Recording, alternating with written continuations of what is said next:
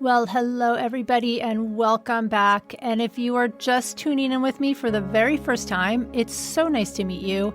And I'm really glad you're here with me today. I am your host, Heather Cari, nutritionist, chef, mom, and a woman who has been around the block with food.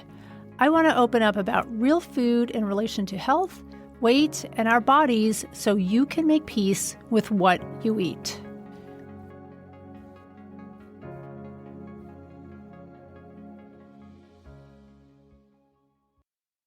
Hey, everybody, and welcome back to the Real Food Stories podcast.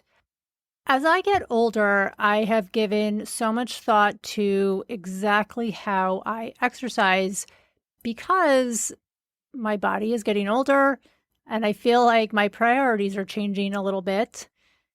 I want to make sure I focus on strength training because that's really great for my bones and my muscle mass, and maybe ease up a little bit more on my cardio. I don't even consider doing boot camp classes at the gym anymore like I used to. Plus, I have some chronic pain and my joints are getting a little bit creakier and all of that. So I really have shifted in the way I think about movement and strength training and rest and recovery. So today I had the opportunity to sit down with exercise physiologist Cari Vann, who deals with just that. People who have some pain, joint pain, and want to continue doing movement pain-free. And it was a really informative conversation. And if you feel like your body is shifting and changing, I would definitely take listen to my conversation with Cari. Hey, everybody. I am here today with Cari Vann. And Cari is an exercise physiologist and holistic movement mentor with 26 plus years of experience, both professionally and personally. Cari struggled with pain at a young age, which motivated her to find solutions to her pain and in turn help other women. She created the complete WellBody method, which helps women over 40 integrate a balanced approach to exercise into their lives so they too can enjoy living healthy and pain-free no matter where they are in their exercise journey.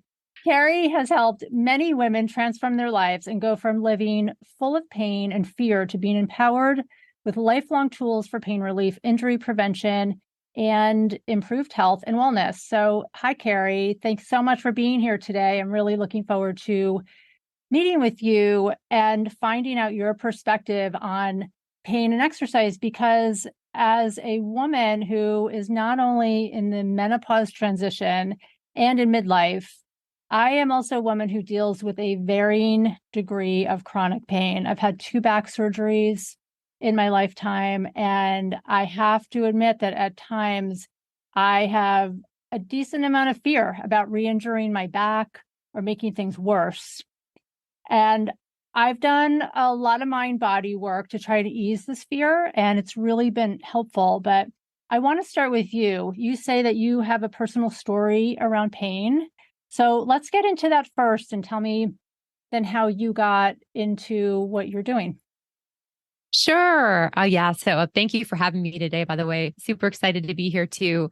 And, I've always loved being active, hiking, biking, swimming, dancing, you name it. And you can call me a natural mover. And my passion started at a young age. My mom signed me up for a creative movement class at age 4. And, by age 7, though, I had put on weight, and I had been told by a doctor that I needed to go on a diet to eat less and exercise. And I had high blood pressure, mainly because I had white coat syndrome. I was scared of the doctor, right?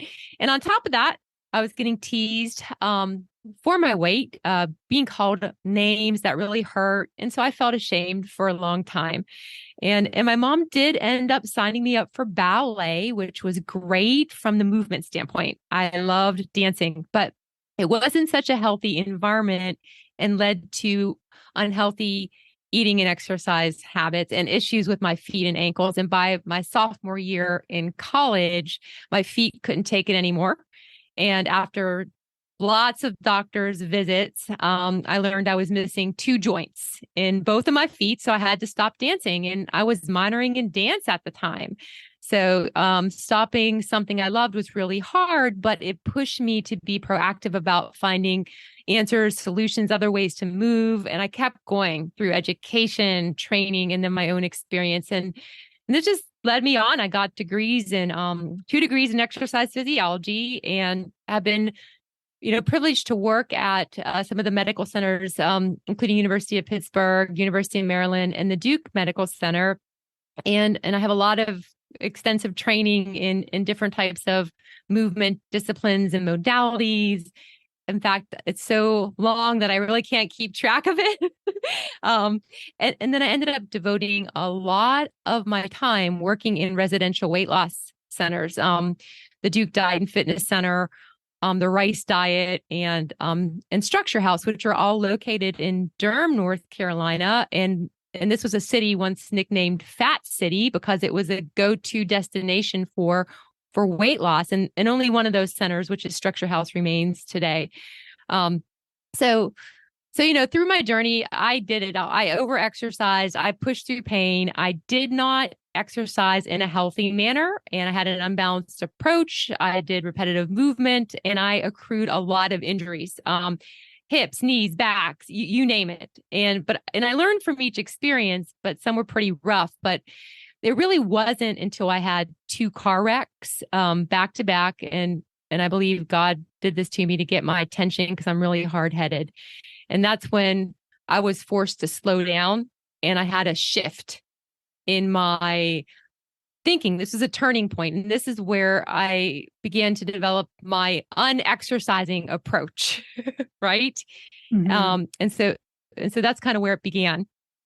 Because of my degrees in exercise physiology, my role was an exercise physiologist, and to some degree in different capacities in these universities, whether it was in University of Maryland, it was doing a lot of research testing, which included resting metabolic rate testing or cardiovascular type testing, all kinds of different things in more hospital environment, or coordinating the programming for special populations for wellness programs. But at the residential weight loss, it was a unique, especially the Duke Diet Center, very unique place where I definitely focused in on a lot of the exercise components for that, but you were integrated in, and I was teaching a lot on mindfulness in all capacities, not just with movement, but actually eating. So it's kind of integrated into that program and teaching in all aspects. And I think it's just because of my own personal experience, being able to relate to somebody that was overweight and having that experience as a child, right? So that's Mm-hmm. kind of where I really felt at home. Things have changed a lot since the Rice Diet and the Duke Diet and everything. And I imagine that exercise, in a sense, has too.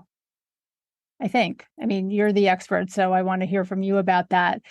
Your journey from like that point on and then I know you had said that you were in 2 car accidents, and that really forced you to slow down, right? And maybe think things in a different way. So tell me from that point, your slowdown, and what then led you to create the complete WellBody method, right? Because you do focus on pain, right? And getting people back into exercising. Absolutely. So I began to listen to my body at that point and stop telling it what to do, stop pushing through pain, and begin to understand there's a lot of value with the mind body connection, and began focusing on building a strong foundation for my body in a very different way than I had before. And this is where I began to develop and use the pillars of pain-free movement that I now teach. And it was over the span of about the next 15 to 17 years that I began to integrate those pieces in a manner that I was helping people along the way. And it was primarily at the Duke Medical Center, my one-on-one work with clients there.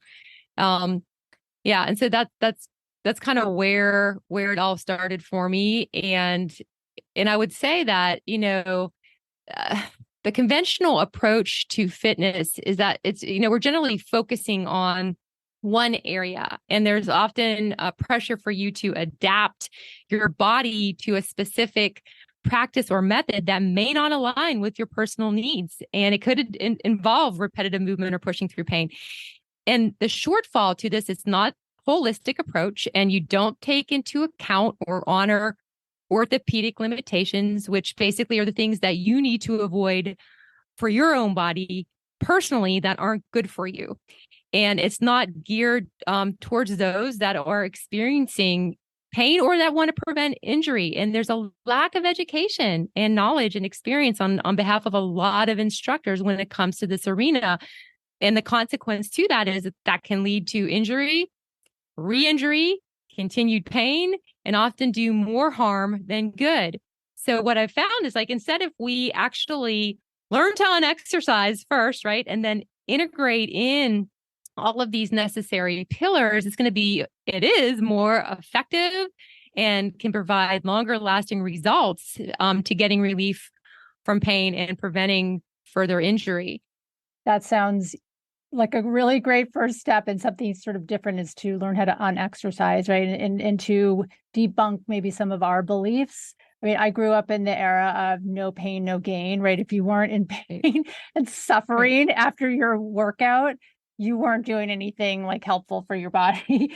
Now I know that's just not possible for me anymore. And especially now as I am getting older, and, I am a woman in perimenopause right now, and feeling different pain, like more joint pain, things that I feel like that has just gotten worse in midlife. I don't know if I can blame it on, my menopause transition. I'm not sure, what it is. So I think it's, like learning new beliefs about exercising, unlearning things.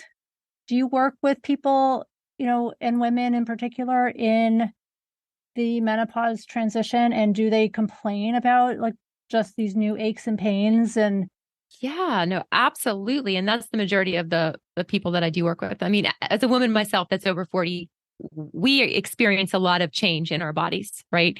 And so it's not natural to assume that we're going to move like we were in our 20s or 30s or 40s, as we get older. So yeah, there are definitely different needs for our body. And there's actually crossover between what we need to do to prevent injury and what we need to do to relieve pain. And, you don't have to be in pain to do this stuff, but that's the red flag that gets our attention. But you don't have to get to that point, right? So that's, kind of really, really a passion of mine is, being an advocate for women and letting them know there are other ways. And it's just knowing what those things are. yeah, that's a good point too. I mean, I think fear gets I'm sorry, pain gets your attention, and then it creates fear, though, that if I'm in pain, then something's wrong, and I should be maybe not exercising, not doing as much as I could be doing. And so how do you react to people who have that pain fear cycle? Do you advocate pushing to do more? Do you tell, is Yeah. this on an individual basis? Well, I will say a couple of things. One, it's just not knowing what you need to do, because movement is a powerful form of medicine. And we all deserve to experience that freedom and without the fear of getting hurt. And yes, that is 100% possible. It's that, yes, you may have to work through the fear to some degree, but you'll see that when things start to feel good when moving, that motivates you to do more, right? And if we break down into like, okay, so what do we need to do? What are those pillars? Well, we need to be, first off, stretching more. Mobility stretches is the term that I use because flexibility improves our mobility, and we are not stretching enough. And there's so much power in taking the time to connect and learn about your own body through stretching. I mean, needed and powerful tool. And there are plenty of things I believe that we can do lying on our back to start, right? And that gets you to understand your own body. You can do plenty of things in a bed. You don't have to get down on a mat. You could, right? And then you build your toolbox from there. And knowing that, okay, I may be holding tension in this certain area of body, I've got to spend more time on that. So that's one thing you can do. The other thing that can be extremely powerful and is a big part of what I teach is what I call therapeutic Pilates. And I'm going to say that you can still hurt yourself doing Pilates. Okay. And not every position is for everybody. And I've seen this and know this to be true. I've had a lot of extensive training in Pilates. Different types of rehabilitative techniques, classical, all that stuff through a long period of time. And what I found to be the most important piece of that is stabilization, getting our body stable, building that foundation. And that's often not a place that people even go to. I've worked with people that have come to me this, I've been doing for Pilates for 13 to 15 years, and they're missing that piece. And we've got to go back, right? So we get the center, AKA core strong, and then we can get in movements for our spine, right? Because, a lot of times, we're doing physical therapy or chiropractic, and while I believe that and I love collaborating with those practitioners, they're helpful. We need more, and especially when it comes to back pain. This is just a fact I see all the time, and because you need to be dealing with, not just your back, your whole body, and you need to be able to move, and then a chiropractor is going to give you adjustments for your spine, but there's plenty of movements you can be doing for your body that can do that on your own. And that can actually reduce the time that you need to go see or spend at the chiropractor. Right. Mm-hmm. So we've got that piece. And we really need them all. So I'm going to keep going. And we need to be working our own fascia. And when I say fascia, for those of you that don't know, it's like a spider web like substance that covers our whole body. It's a system in and of itself. It's if you've ever had like a massage or deep tissue work on your body, it breaks up adhesions, and it can actually free up your movement and reduce pain. And there are plenty of things that you can do on your entire body to manage your own fascia that reduce pain and prevent injury. And that in combination with stretching is extremely powerful, right? So we've got that. And we also need to be focusing on strength, especially as a woman over 40. And guess what? You don't need to go to the gym and lift heavy weights. You don't. There's plenty of things that you can do in your own home. Heavy resistance tubes, starting out wherever you need to be, maybe some light weights that are going to challenge your muscles, maintain your bone health and your metabolism, right? And prevent injury. Because what I see a lot of times, especially, somebody coming in with, let's take, for example, some type of joint pain or inflammation, there's a threshold and they go past the threshold. They're lifting a heavy weight. They hurt themselves and it doesn't work for you. So there's other ways to do things. And then the other thing that's important is just moving in general and in a joint friendly way. Okay. So that could be walking for some people, but that may not be for everybody. It could be water walking. It could be deep water running, swimming. There's a machine called a new step that's very good for the knees, or an elliptical, things that are going to be good for your joints long term because they're going to start wearing down. And I just did a podcast episode the other day, and a longevity specialist, I will tell you, the one thing that we need to increase our longevity, the biggest thing that we need, I was so excited to hear this, is movement. Wow. Okay. I didn't even know that. Mm-hmm.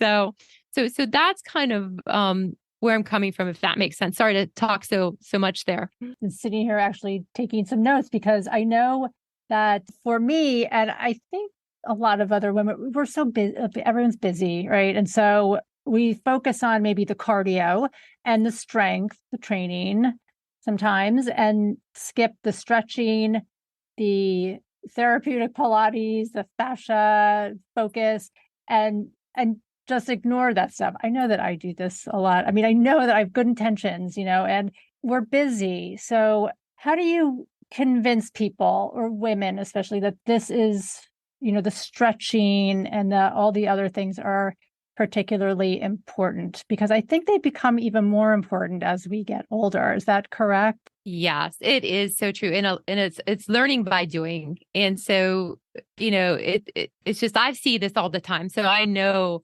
how powerful all these things can be, right? So I'm living this, I'm seeing this, right?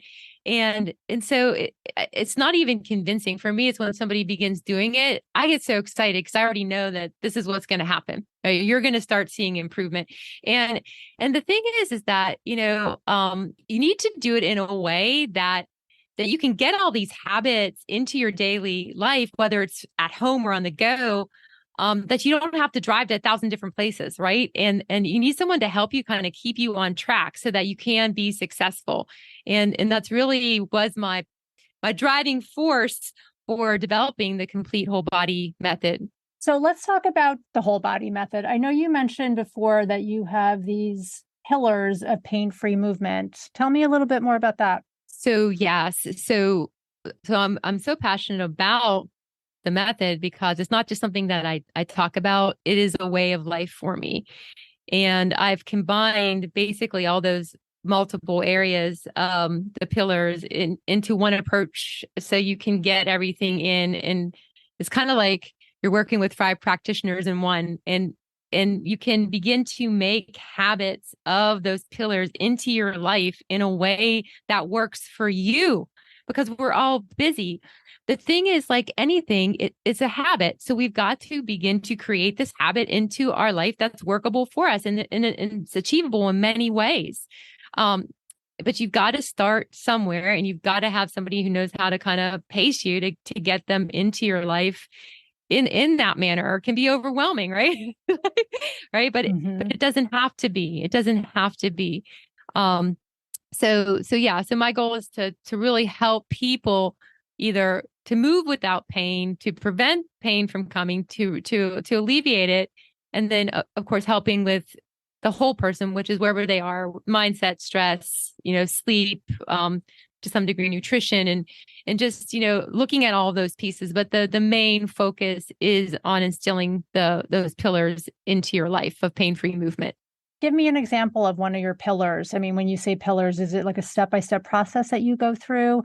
And do people come to you because they are in pain?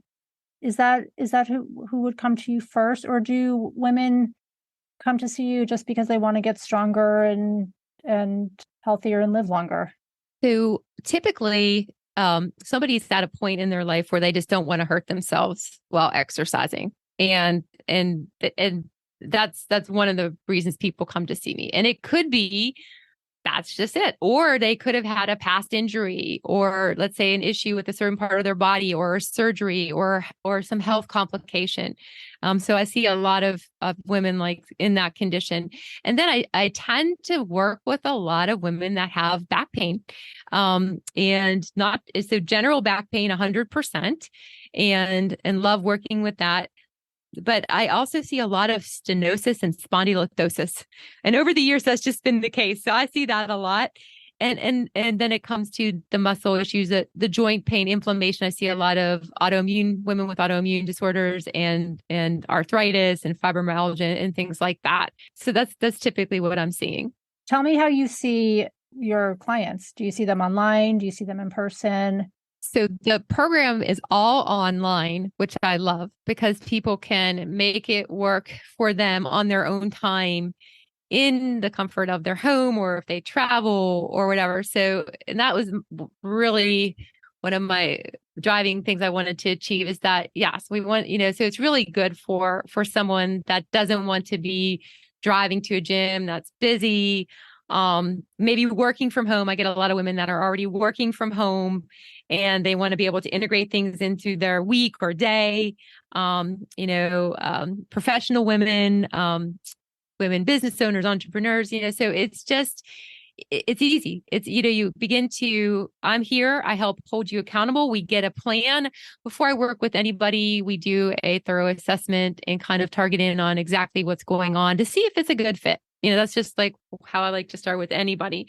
And then we go from there. And we all start building a foundation. And how we do that is going to be based on you, because not, I'll see people that a certain position may not be good for them, or they can't do certain things, or some people are limited, let's say with the knees, or certain things with the back. And that was really important to me, that I could still work one-on-one with somebody in this capacity. And so I really have spent a lot of time and effort making that achievable.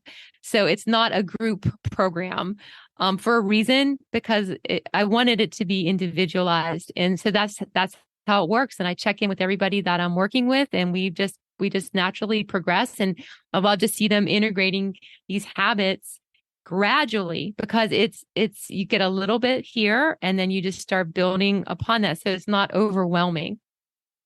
So, before you know it, you have the habit of mobility stretching. You have the habit of fascia into your life. You are doing therapeutic Pilates. You're doing your strength work, and you're moving more, and you're not even in minutes. It's achievable, right? Yeah. So it sounds like it's very individual to every Yes. person that you see. That's great. I mean, that's rather than sometimes group programs are good, but I have memories of going to like boot camp class, like group where you're just like, and speaking of boot camp, so I want to clear this up too. I see on the internet a lot that cardio doesn't matter. Strength, I mean, I know strength training is super important, and I know that it's even more important as women get older, because we really want to protect our bones and just stay stronger and increase our muscle mass and everything. But is cardio important still? And at what intensity do you really need to be doing cardio? Yeah, that's a great question. And I spent time working in cardiac rehabilitation. So yes, 100%. We need to get, I like to call it overall movement, cardiovascular movement, whatever you want to call it, into our lives for primarily the health of our heart. Guess what? And I've done all the heart rate training, the intensities. Guess it doesn't matter. You don't need to be doing intense stuff. You can walk. At this point in my life, I'm an advocate for taking a 20 to 30-minute walk, working up to that. Possibly you start with 10 minutes, because there are studies that have shown that 10 minutes can make a difference on our cardiovascular health. And that's important to know. So you could do 10 minutes eventually, and then maybe it adds up to 20 or 30. I think that we don't need to be spending as much time as we need to be spending, or we think some people spending on cardiovascular, and I'm talking about over 20 or 30 minutes, like hour or this. And yeah, maybe occasionally you take a class because it's good for your spirit. That's great. Or you go on a longer hike. But in general, we just want to move. And we only need, 20 or 30 minutes. I think we get so caught up in all the other stuff that it just doesn't serve us. And then when you add other things after age 40 going on with your body, you can't, you have to take those things into consideration. So I don't train in any specific heart rate zone today. I just move. That sounds like a really great rule of thumb. Just move. Just do something, Yes. right? I mean, it sounds like, right. And it sounds like about from research that just even moving 10 minutes is better than doing nothing. And then I know all the other just small things that we do. I know they always say, like, take the stairs instead of the elevator, but all those things do add up, right? I mean, all Yeah. those like small movements during your day. I mean, it's not considered, I think, cardio, but it's almost like passive cardio, or I don't know what you call that, but I think just moving as much as possible, right? Yeah, and activities of daily living is what you're describing, and that's a great starting point right there. It's like, let's get our ADLs up. You can get I know myself, and sometimes I'll track my steps. I could be at home and doing a lot of different things, cleaning stuff. I have like, oh my gosh, to over 10,000 steps, and I haven't left the house. Hey, Mm-hmm. that's a workout. Own it. Yeah, no, I think, yeah, that's, I think that we have to count all of those things as some kind of movement. I mean, so many people just sit all day long. I know I can, if I'm working, if I'm in my office and stuff, I mean, I could literally like sit at my desk for hours at a time. Do you feel, or what is your opinion on the amount that we're sitting and not moving, and pain, back Yeah. pain, just chronic pain? Yeah, that's a great question too. So first of all, when we're sitting, we've got to support our spine. So we want to make sure we're in proper alignment, ears over shoulders over hips. That sounds easy to do, but it's not. And I do this for a living. So I actually give myself support. I like to use balls. You can get, I got my kids, they're 11. They have little rolls that they can put in the back of their chairs to support their spines because the ball they're not going to use, they're going to throw it. Doesn't matter what it is, but that support is going to give you feedback to keep your spine in alignment. So that's one thing you can do, because sitting wreaks havoc on your spine. Is one of your back is one of the worst things we can do, right? But we all have to sit, myself included. So then integrating in breaks, and those are where you can integrate the pillars into your day. You can integrate in, hey, it takes 5 minutes to do some fascia work or stretching, and you begin to make those a habit. I also have developed chair-based routines for the spine for people that are sitting a lot, and I use myself to get movements of our spine into our day. So there's a lot of things that we can be doing. It's just giving ourselves breaks. I know sometimes people like to sit on the large resistance balls, and I go back and forth. So, sometimes I'll be in a chair with support. I'll sit on the ball. The ball's not good for everybody. But I don't recommend sitting on the ball for long periods of time either, because, your spine can also get unsupported there. So yeah, so it's integrating in movement, taking breaks, I think is really important. And that could be a 10-minute walk, right? Mm-hmm. Something that's small and achievable.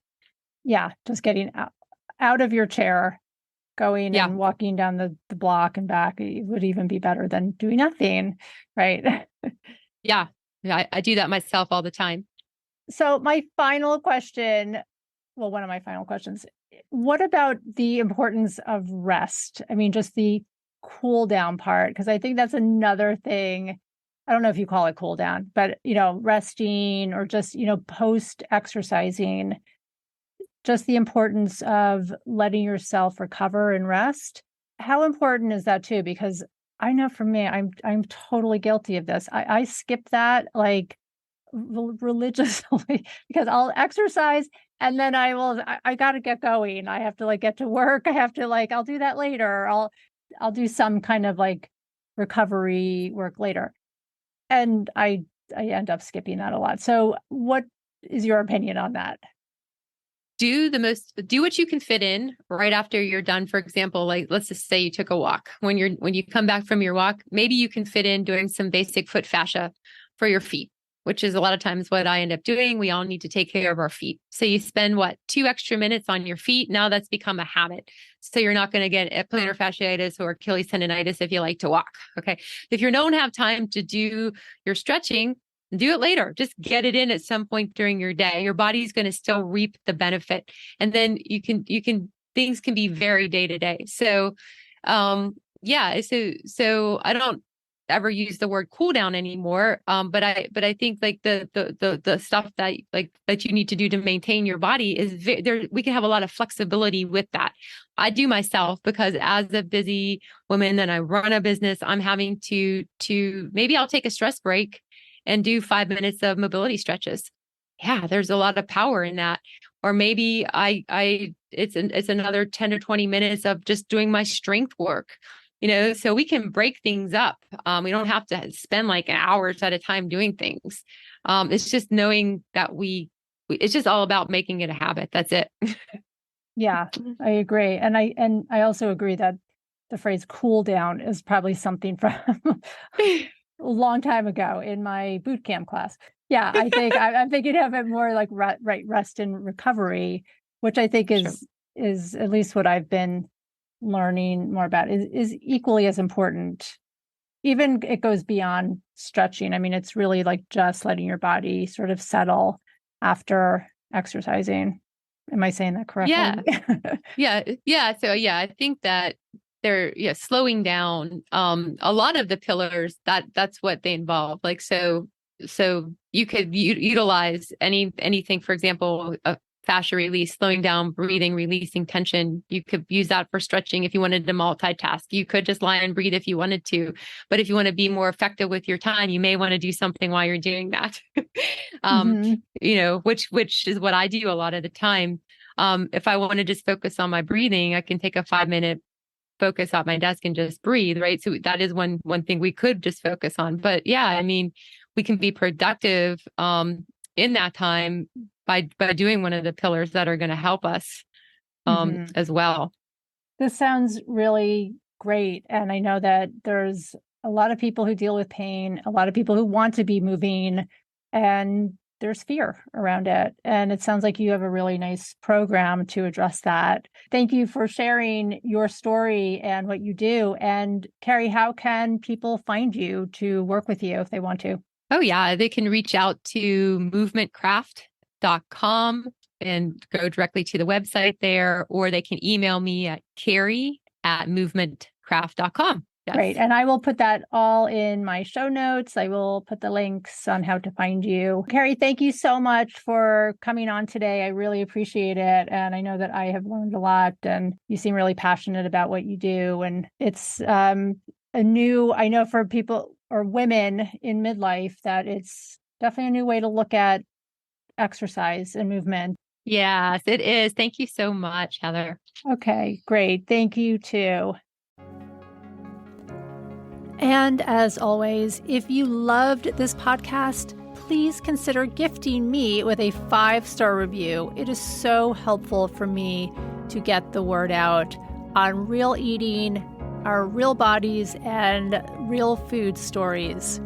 Thank you so much and have a great week. Bye for now.